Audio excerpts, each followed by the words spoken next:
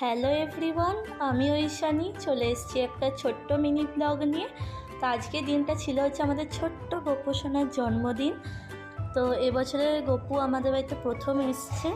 তো মা এখানে ওকে চান করাচ্ছিল, মধু, দই, দুধ, তারপর হচ্ছে চন্দন, ঘি, গঙ্গা জল সব কিছু দিয়ে মা খুব সুন্দর করে ওকে চান করাচ্ছিল।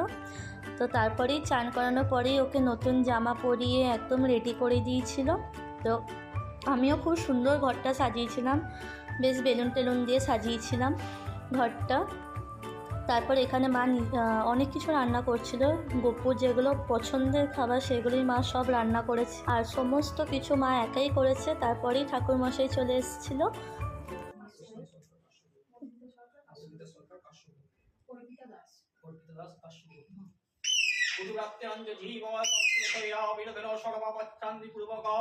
শ্রীকৃষ্ণ প্রীতিকাম গণপত্যাদিনাথ পূজা পূর্বক শ্রীকৃষ্ণ জন্মাষ্টমী পূজা তদ্ভুত কথা পাঠ করমহং করিষ্যামি।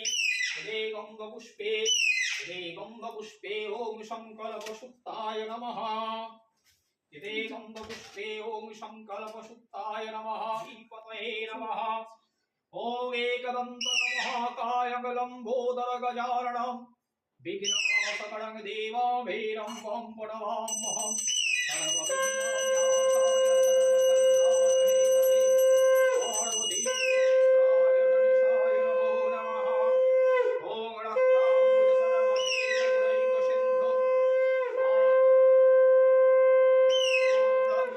विश्वबीजं निखिलभयहरं पञ्चवक्त्रं शतन्द्रबिल्वपत्र सहित गन्धपुष्प।